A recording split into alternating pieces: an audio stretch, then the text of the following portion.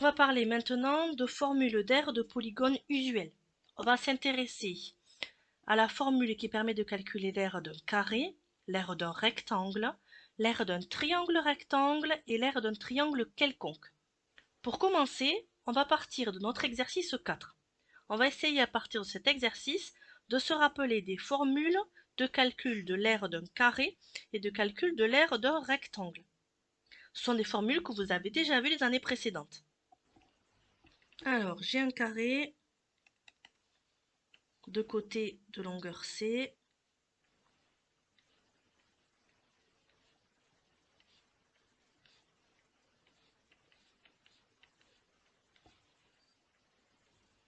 Et on va chercher à calculer son aire. Alors, on va voir si vous en souvenez. Ici, mon carré, il a pour longueur de côté 3 cm. Ici, c'est aussi 3 cm, puisque c'est un carré. Il a tous ses côtés qui ont la même longueur. Eh bien, l'aire de ce carré, c'est 9 cm². Autrement dit, c'est 3 cm fois 3 cm. Et plus généralement, pour calculer l'aire d'un carré de côté C, on calcule C fois C.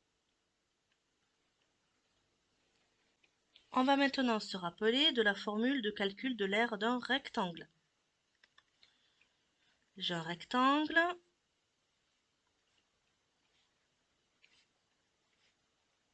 J'appelle le petit L sa largeur et grand L sa longueur. Alors, notre rectangle, eh bien, il a pour largeur 3 cm.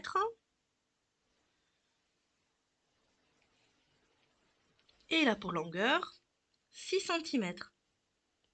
Eh bien, l'aire de ce rectangle, on l'a obtenu, donc 18 cm², on l'a obtenu en calculant 3 cm multiplié par 6 cm. Plus généralement, lorsqu'on a un rectangle de largeur petit l et de longueur grand L, pour calculer son aire, on calcule largeur fois longueur, ou longueur fois largeur, comme vous voulez. Maintenant, on va faire une activité qui nous permet de découvrir comment calculer l'aire d'un triangle rectangle et comment calculer l'aire d'un triangle quelconque. Alors, on a un rectangle qui s'appelle ABCD. On vous demande à la question 1 de calculer l'aire de ce rectangle.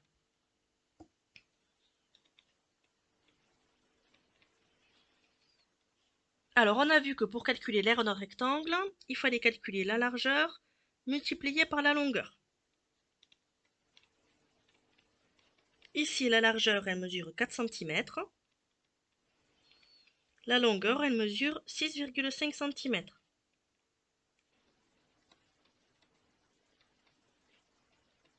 On calcule 4 cm multiplié par 6,5 cm. 4 fois 6,5, ça fait 26. Et ensuite, des centimètres multipliés par des centimètres, ça donne des centimètres carrés. On va s'intéresser maintenant au triangle. Alors, le triangle rose, contrairement à ce qui est marqué dans l'énoncé, il s'appelle EFH. Il faut remplacer ici le G par un H. Alors, l'aire de ce triangle. Donc, on vous demande de déduire de la question 1 l'aire de ce triangle en expliquant le procédé. Le triangle EFH, il occupe la moitié de la surface du rectangle EFGH. Donc, on va dire, du coup, que l'aire du triangle EFH, c'est la moitié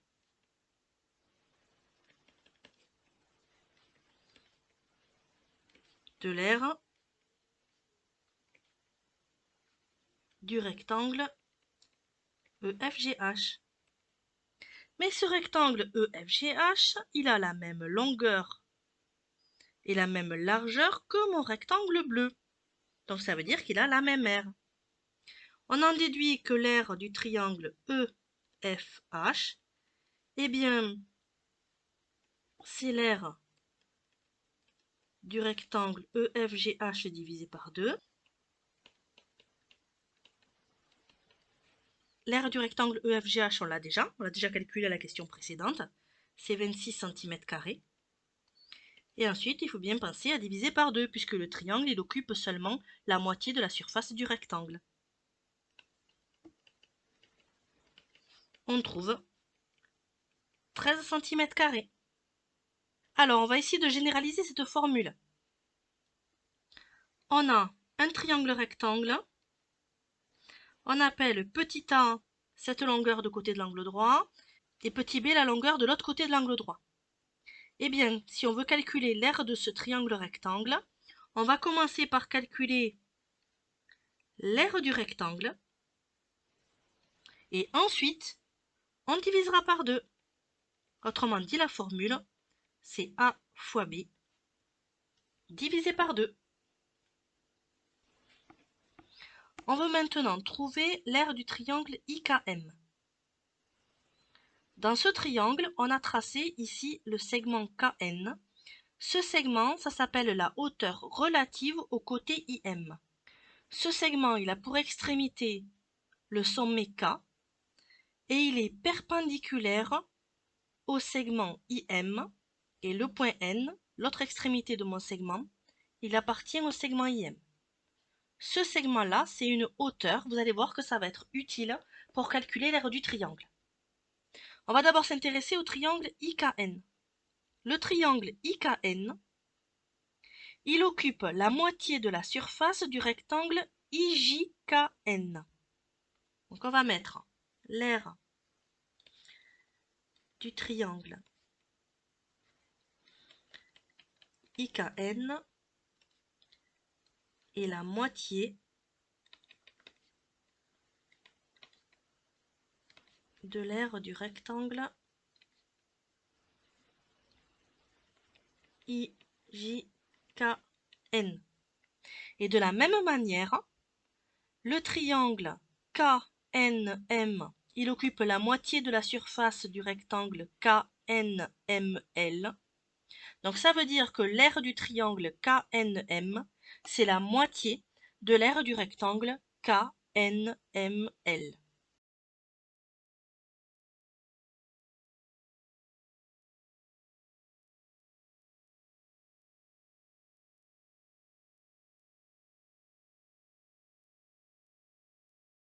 Donc si on réunit les deux triangles, on obtient l'aire du triangle IKM. Eh bien, l'aire du triangle IKM, on en déduit que c'est la moitié de l'aire du rectangle IJLM. Donc, l'aire du triangle IKM est la moitié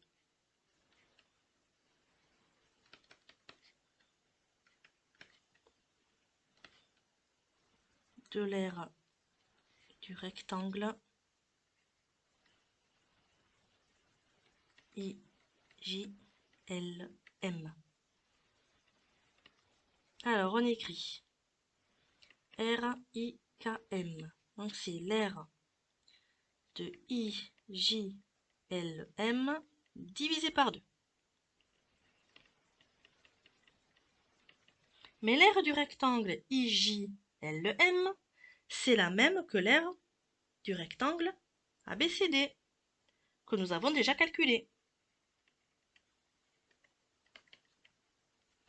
On pense à diviser par 2, et on trouve 13 cm². Alors on va maintenant généraliser la formule. Je pars d'un triangle quelconque. Je note C, la longueur de ce côté. Je trace ici la hauteur relative au côté de longueur C. Je l'appelle petit h. Eh bien, pour calculer l'aire de ce triangle, je calcule C fois h, mais on pense à diviser par 2. Cela vient du fait que si on construit ici le rectangle de longueur C et de largeur h, on obtient un rectangle et que notre triangle, il occupe seulement la moitié de la surface du rectangle. Donc c'est C fois h et il faut penser à diviser par 2.